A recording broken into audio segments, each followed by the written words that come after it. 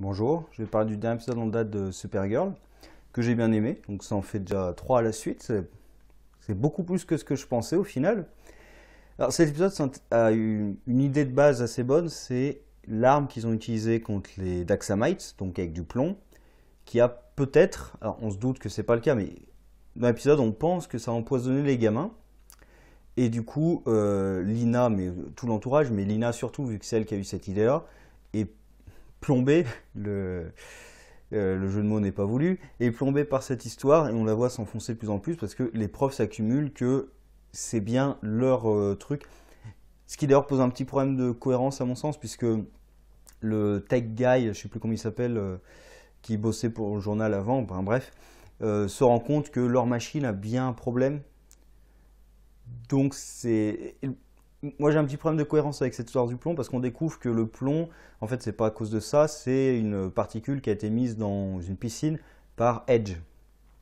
Vu que c'est lui le grand méchant, on s'en doute depuis le début, comme c'est lui qui révèle à la presse que il y a un empoisonnement en plomb à cause de l'arme de Lina. Oui, c'est lui le méchant, c'est lui qui est responsable de ça, d'accord. Ça, c'était évident.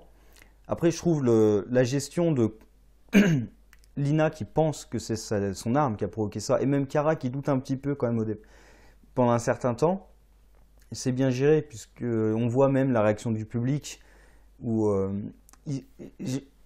je m'en doutais aussi, ils introduisent un mec qui vient gueuler contre Lina, et on se doute que quelqu'un va essayer de la battre à la conférence de presse, et ça arrive, et heureusement c'est pas le mec qui était venu gueuler, c'est encore quelqu'un d'autre. C'est prévisible, mais si ça avait été le mec qui tire en plus d'avoir gueulé, ça aurait été vraiment pénible.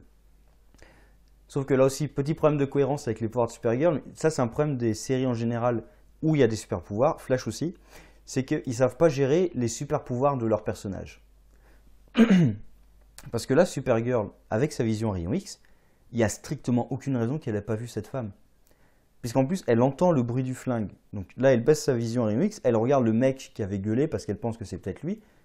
Il suffisait qu'elle tourne la tête à 360 degrés, qu'elle fasse le tour de tout le monde, et elle aurait vu qui avait l'arme.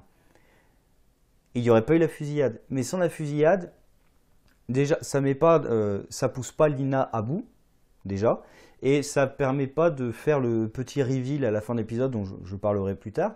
Mais j'aime bien toute la partie quand même Lina qui sombre de plus en plus, et tout l'arc du personnage en général, puisque elle essaie d'échapper à la malédiction de son nom, puisque c'est la sœur, il me semble, hein, de Lex Luthor. Donc elle essaie d'échapper à la malédiction de son nom. Et à la fin, d'ailleurs, elle tombe complètement, puisque quand elle apprend que c'est Edge qui est responsable de tout ça, elle va pour la battre. Ce qui soulève un autre problème de cohérence. De toute façon, il y a plein de petits. C'est des petits points de cohérence un peu partout qui ne sont pas respectés. Et la seule justification à ça, c'est ah, mais on est dans un univers de comics. Moi, ça ne me suffit pas de dire oui, on est dans un univers de comics, donc on laisse tomber la logique. Non, ça c'est de la mauvaise écriture et c'est de la mauvaise écriture de comics. C'est pas parce que certains comics sont mal écrits que les séries doivent être mal écrites. Ce qui est con parce que là, le problème c'est qu'il n'y a jamais aucune sécurité dans aucun building.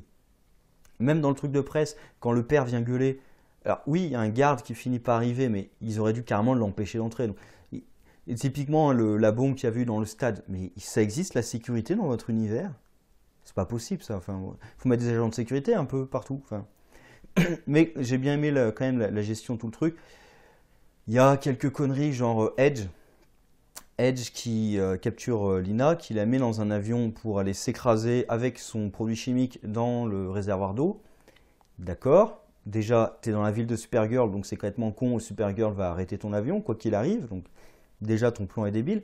Et en plus, alors il prépare tout l'avion. Hein. Il est contrôlé comme un drone et tout, avec les caméras pour surveiller Lina et tout. Il pense pas à un truc, il pense pas à couper la radio. C'est-à-dire, elle met le casque radio, elle m'aider, et là, coupe la radio, coupe. Mais t'as préparé tout ce plan, t'as pas pensé à couper la radio? T'es con?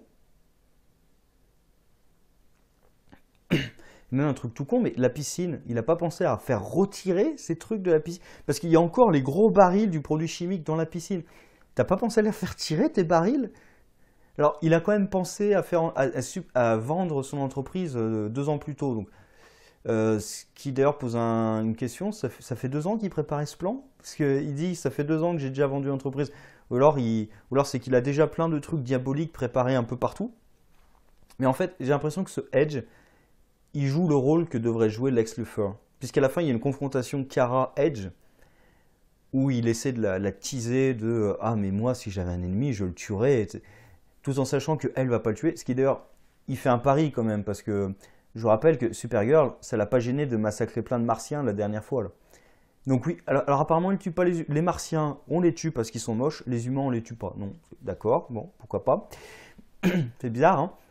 Et même, elle pourrait le capturer, le détenu, je sais même plus, je sais même pas s'ils ont un projecteur de je crois pas qu'ils aient un projecteur de Phantom Zone là, mais ils pourraient le garder prisonnier, ou même, parce qu'en plus, Lina est témoin.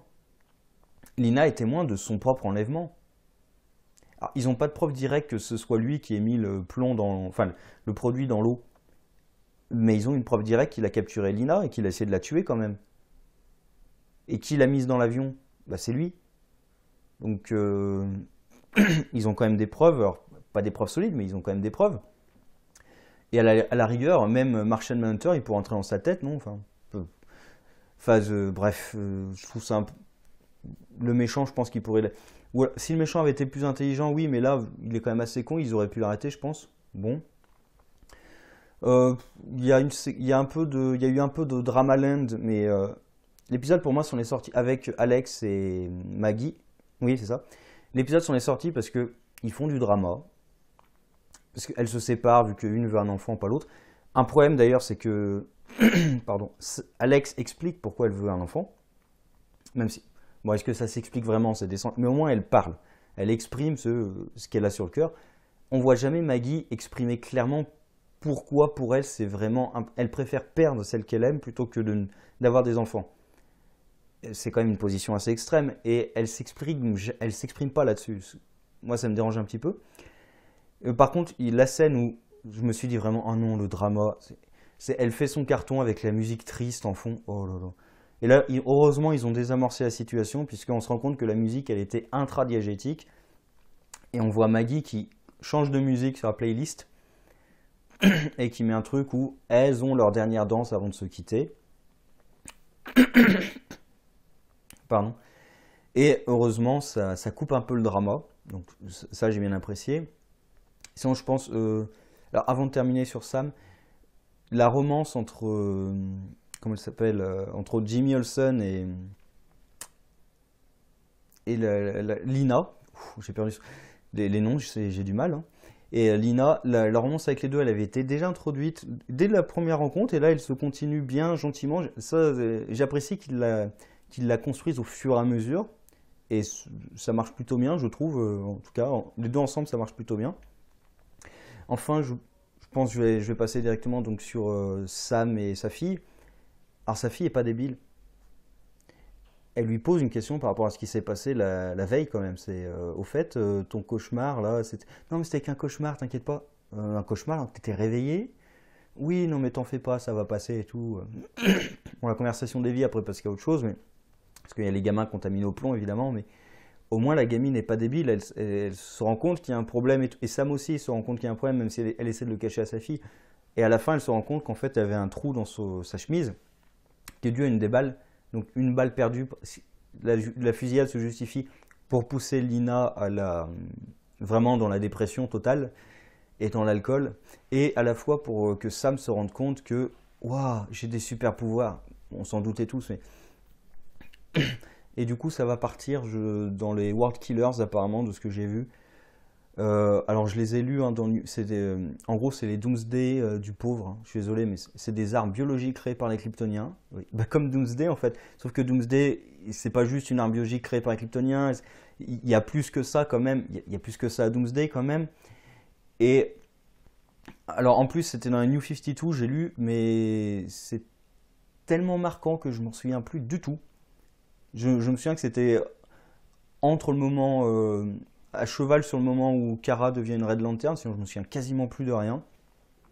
Donc ça va être une World Killer. Ça me fait penser un petit peu, en mieux pour l'instant, ça me fait un petit peu penser à Davis dans Smallville. Alors en beaucoup mieux parce que là, elle a une vraie vie, entre guillemets, parce que Davis était... bref, elle a une vie, elle est attachée.